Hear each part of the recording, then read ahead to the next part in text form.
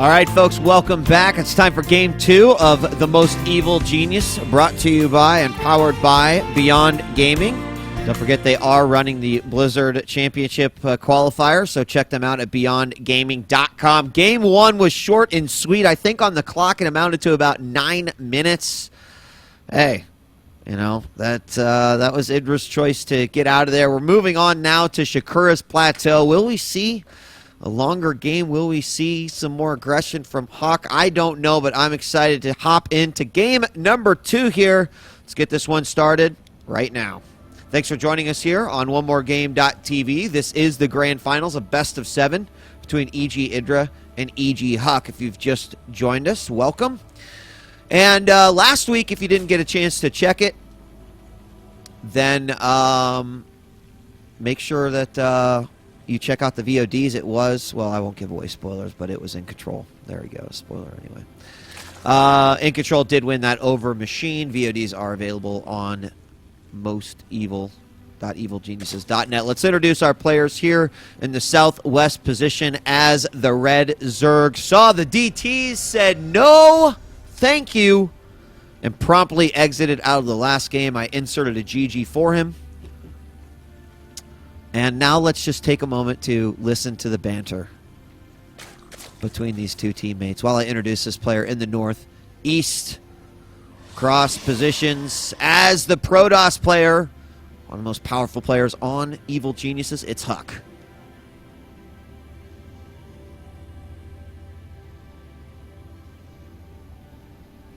Here, let's move it down so you can read the text a little bit better. I like Warp Prism-based play on this map, too. It is a pretty large open area of this base. Of course, the Protoss would not drop his own base, so just imagine I'm looking at IdrA's base right now. But a lot of little cool corners that you can do it on. And actually, from the bottom, I think even more. Because,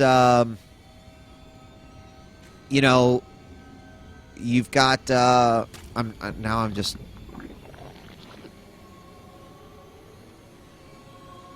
I'm just trying to read what they are saying here, decipher what's going on. Pools down, though, because the creep doesn't normally spread except for one direction until later. So it can be really, really good. We got a drone fight going on here. Oh, the pylon doesn't get down. Some good control. And looks like top 3 drone control goes to EG.HuK in this game. And oh, snap! Top 3 control right there, and that was good. He blocked it off pretty nice, but HuK's not really bothering him too much. You can definitely tell there's some nice brotherly love, you know. I'm sure that for anyone who has a younger brother or even older brother, they are the younger brother, they understand. Wow, EG.HuK is just pulling out all the stops. How mod are you? About 6, actually. About 6 mods right now. So here we go. First Lings are coming out. The Forge is down. And, I mean, really, the Lings aren't going to be able to do much other than check the Forge for upgrades, get some vision here at the center, which is a lot, so I shouldn't say they don't do much. Sorry, Zerglings, didn't mean to belittle you. The third is going to quickly go down there for EG.HuK, and we've got the 2 Lings that can run forward. Now, if they can get in before the cannon gets done, great. They can do a lot of scouting before a Stalker finally comes out, but I do not. He's going to go for it, but he's got to pull back. Going to need at least 4 Lings if you're going to do a run-by like that. And just didn't work out for him. But it's not. That's not something that should necessarily win games. So here we have drones moving over. And typically those things do not win games. We have the Psy-Core inside the main this time around. And a pretty wide open block, which must be somewhat tempting here for EG.HuK.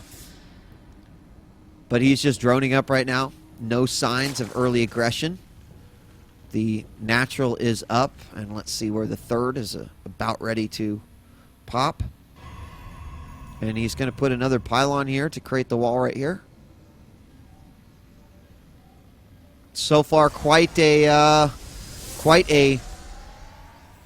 normal tempo game as we have another set of drones heading up to that third to create as much as they can. And here we have the Zealot moving out first, and so immediately we're going to see the Zealot first instead of the Stalker here from HuK. This can actually turn out to be quite good. The fact that this Zealot is already moving out, it will prompt some more lings to come out of EG.IdrA. We do have a Stargate going down. It's inside the natural expansion over there and well away from any potential. Oh, the Overlord. He's getting ready for the Overlord. He knows that it is going to be there, so he's not going to push and fight forward with this Zealot. And we see more micro coming out here from EG.IdrA. And versus 4 lings and 2 more, he is going to go ahead and kill that Zealot. And it's going to try to get into a little pocket there. And it won't even matter, so Zealot does go down. No, and where that Stalker's just waiting for the Overlord to come in. There's actually an Overlord down here that he cannot see quite yet. Now he can see him. He could not see him before. Oh, he only saw him briefly. Oh, yeah, but the Stalker definitely saw him. And while he does that, Overlord going in on the other side. So a lot of different games here. These 2 players know exactly what the other one is up to. Overlord is going to barely be able to get away, but that Stalker could run all of its way out and try to get him. Don't think that's going to actually happen. But now let's see how many drones we're up for. 45, 46 is the worker count right now. We still see a lot of drones coming out for EG.IdrA, but he's starting to move his tech a little bit. And interesting that he decided to go with the Baneling Nest, getting his speed and also getting +1 melee.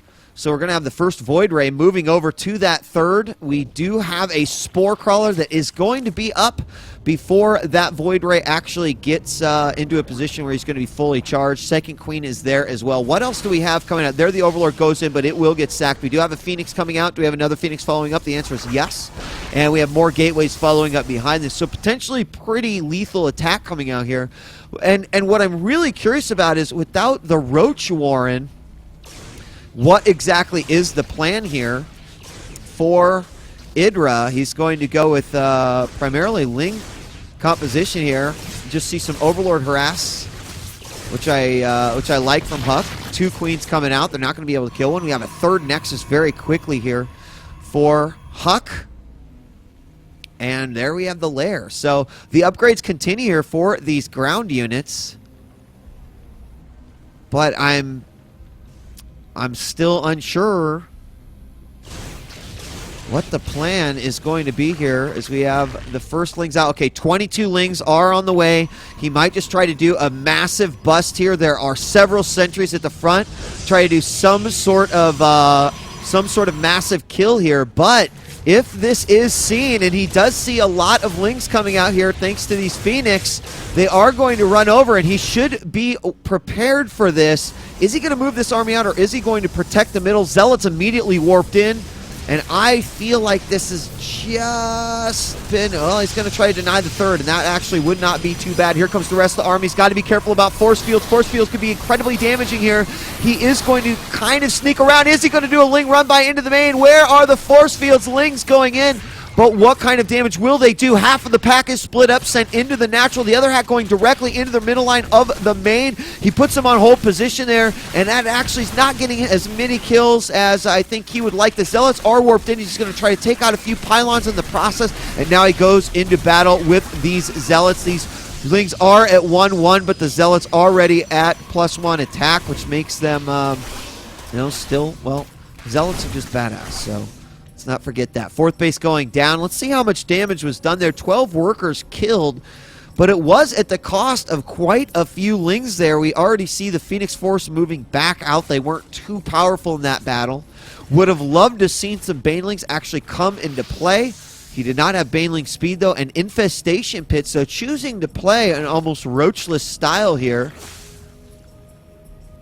in this Protoss versus Zerg. Going against the grain, EG.HuK, as we hit 12-minute mark here. Got some spores going up in the middle. Actually, some spines going up. There are a few spores just scattered around. He's got a lot of lings yet again. He's going to get +2. And there immediately a 12-minute hive. 12-minute hive. and the Spire going down, so definitely going to go for some sort of Broodlord-based army, possibly Brood Infestor. However, this third got up pretty quickly for HuK. That means he's going to be a very, very... Forgot to open that gateway up. He's going to be a very, very devastating individual here very, very soon. Where is the... There it is. The robotics bay is here at the third. Now, Lings are already chomping away at these rocks to get in through the back. That will actually be a fantastic source of attack here for EG.HuK. It was a good path for him to take. Trying to clear out some of these creep tumors here and hinder the spread. Getting some drones up to that fourth already. And let's look at the ground army of these two guys. 49 Lings, 7 Infestors. Got 9 Zealots, 2 Immortals, 1 Void Ray, 7 Stalkers, 5 Sentries. And I'm really curious to see exactly how he's going to formulate some sort of an attack here. Is he just going to go right in and fight? Is he going to try to caught? Oh, and the Phoenixes get caught in the middle of the map. At least 2 of them will go down. Actually, possibly just 1 of them actually gets a double fungal yet again. And now we have the Lings going to make their way into the third. See, the extended thermal lance is up and is just going to hold position there in the middle. But the first Colossus is out and he cannot fight that particular battle. So he's going to pull those Lings back. Meanwhile, inside the main Greater Spire is already going up here for EG.HuK. Sitting on Hive so early. He started that Hive at around 12 minutes. It is going to give him almost a 15-minute Greater Spire.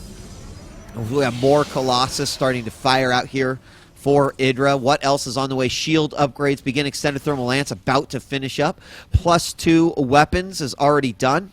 It's going to see some more cannons put in here to fortify this position. And the Lings coming up yet again. And actually, I really love the fact that HuK is actually expanding this direction. I think that once he has this particular high ground, until the Broodlords come out, he's going to be able to hold that quite well, especially as the Colossus continue to come out. We do see the Observer heading on over to get rid of this one pesky Ling who is burrowed underneath. Haha, he has been found. And nice little force field here of Spine Crawlers. In fact, more about ready to go down. And this is going to be a really terrible expansion to try to hold on to. In fact, I think EG.HuK should go ahead and just take this one down below. In fact, maybe even think about expanding to that position as well. As we see cannon, or we see some, oh my goodness, we can get warp-ins up here if these pylons go in. So, I mean, HuK really, really playing this map quite nicely. I love the way that he's expanding this direction, and really I think he's going to utilize this particular warp-in area quite well. Mothership is on the way, +3 weapons also queued up here and about ready to go. And here we go. The Broodlords are now out, and there we go. The first Zealots making their way in. There are quite a few of Spines here and more on the way, but until those are actually taken care of, until these pylons are taken care of, this is going to be a problem. Now we got to fight in the middle. This base is going to go down, but a lot of these units fungled and getting hit here by the Broods. These guys are unfungled, but they will just be left there to die. And there are 4 Colossus out on the field. How, actually losing those Stalkers puts EG.HuK into a great position, especially with the amount of energy that all of these Infestors have. This is going to be a safe siege position here for EG.HuK. And of course, as I talk about how I love this position that HuK is taking, and here we have the Mothership moving forward. No Vortex quite yet. In fact, he's hardly got any energy at all. But he will force some Overseers into this army composition. He's going to try to bring some more units onto the high ground here, I believe. Maybe not. And possible Ling run by into the main once again. No. He's going to take it right into that third. Hold position on those Lings. There are a couple of cannons, but that is going to disrupt the mining. And wow, HuK really backed into the corner. He didn't lose this base, though, which is quite good. All he's got to do is really hold up and wait until he's got that 100 energy for the Vortex. Has he put down a Dark Shrine yet? Seems like DT would be a great way to attack in on that. But +3 weapons, tack in up here. There are some spores here. Actually, there's more spores than I thought there were, so maybe not. All right, so more Broods going to come out. Yes, he is up to a total of 10 Broods. The Archons are being morphed right now. I expect a flush. Here we go. If he can actually get the Archons first. And here we go. Archon's moving out to the front. Mothership slowly getting in position. He only gets half of the Broodlords, but he takes the Mothership. And Mothership finally is regained here. Moving back just a little bit. Remember, a lot of Broodlords are going to come out here, but it looks like the Archons inside, at least 2 Archons inside, only 2 Archons inside. He's going to try to move them away. And he does spread them out just a little bit, but still a lot of damage is done. More Stalkers being moved in here. Great blink up to the top. And where is the rest of the ground force coming out? 62 Lings, 2 Corruptors, 4 more Infestors coming out. But now we see these Stalkers moving forward, picking off these Broodlords. There are quite a few Spinecrawlers up here. Looks like that force has been taken out as well. But he needs these Broods to stay alive so he can fight against the Immortals and the Colossus. Void Rays coming forth again. And there we go. More Lings moving into position, but not good versus these Colossus. He really needs these Corruptors to come into play. And there they are, the Corruptors coming forth. They take out the Void Ray first, now going after this Colossus. This actually is a long and epic battle here, as we did see that base almost being lost here from EG.HuK. There it finally goes down. And as the Brood comes in, another blink forward. He's got to wait a moment, but oh my gosh, a lot more Stalkers coming in. More Infestors on the way, more Corruptors coming as well, and there are just so many spines that he is fighting into. In come the Lings, while he attacks with the Corruptors. A good attack here from EG.HuK, but HuK is continuing to put on a ridiculous amount of pressure. He finally gets rid of the final Colossus. He's pushed his Stalker army back just a little bit, but look at the ground that HuK is making. Throwing down more pylons at the front. He's got a few units in here, and I really feel like there were no Lings left remaining. And at this point in time, it seems like a perfect opportunity for a potential attack into the natural. The Stalkers and the Zealots now move into a center position, and here some Lings are moving out. Check to see if there is a third base here yet. Answer will be no, but a very, very epic battle taking place there at that natural. That was the type of game, and this is the type of game that I was hoping to see out of these two guys, as we are going to go further into this one. Now, the Mothership, where is the Mothership? There's a new one, right? There she is. Okay. So, recently spawned, going out to the middle, does not have Vortex quite yet. And so let's see if the army, it's continuing to be Ling, Broodlord, Infestor. And how many Corruptors are out there? 0. Oh, I don't like this at all. This seems really, really scary. HuK getting a lot of ground. I mean, scary for the Zerg player. He has got to be able to get rid of that Mothership. And with no Overseer here he comes into play. And he might want to morph in a lot more Overseers. Here come the Corruptors now. And he's going to immediately put into Broodlords. So maybe some Infested Terrans, I don't know. But there are a lot of Zealots in this army as well. It's going to make those Lings pretty bad. Uh-oh, the Broodlord's pretty far ahead. There could be a blink forward, and all of them will nearly get sent in. But there's no... Where are the Archons? Archons get fungled before they can actually pop out. Is he going to get a second fungal? We see 1, 2 Archons going inside. The Mothership is not down quite yet. All these Broodlords are going to pop. There's going to be a ton of fungals on the top of there. No, there's not going to be any fungals, but the Archons are going to go down. The Broodlords, they survive mostly, but all of the Zealots on the ground doing an enormous amount of damage. Transfusions coming out on these Broodlords.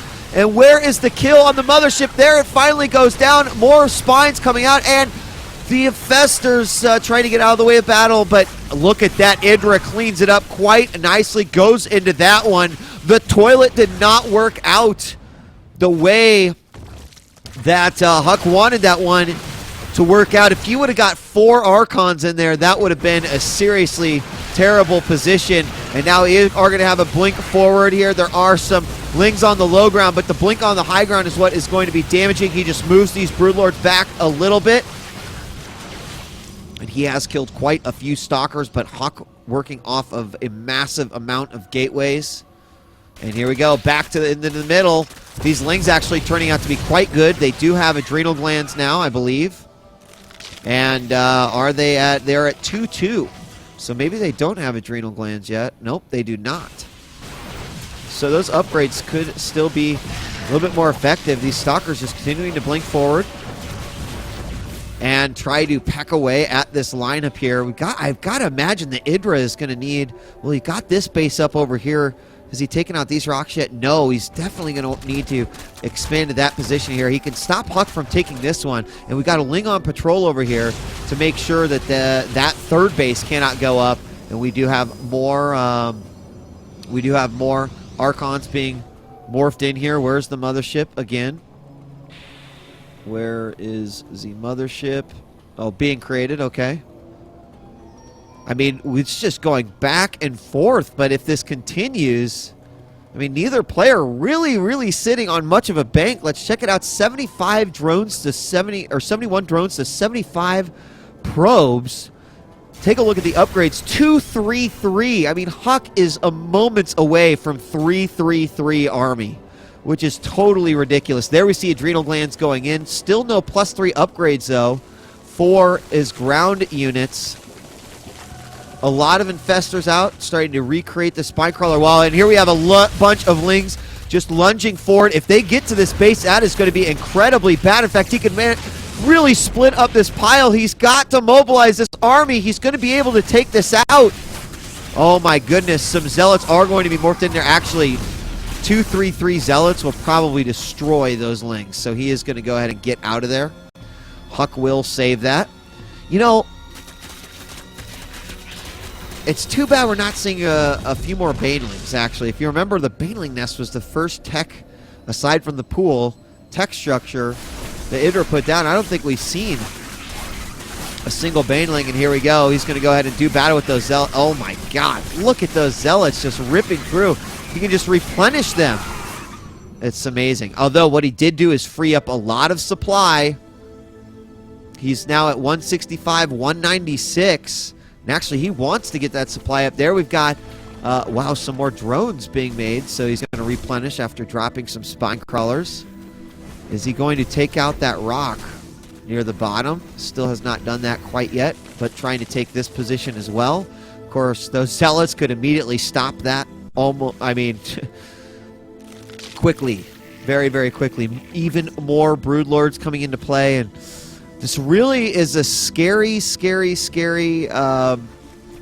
you know, thought to think that he's going in with this many Broodlords. He's going to try to keep a lot of these units in place with the infestors, and this base has gone up. This base is going up as well, so HuK waiting for an even longer game here, as we are now about to hit the 31-minute mark between these two guys.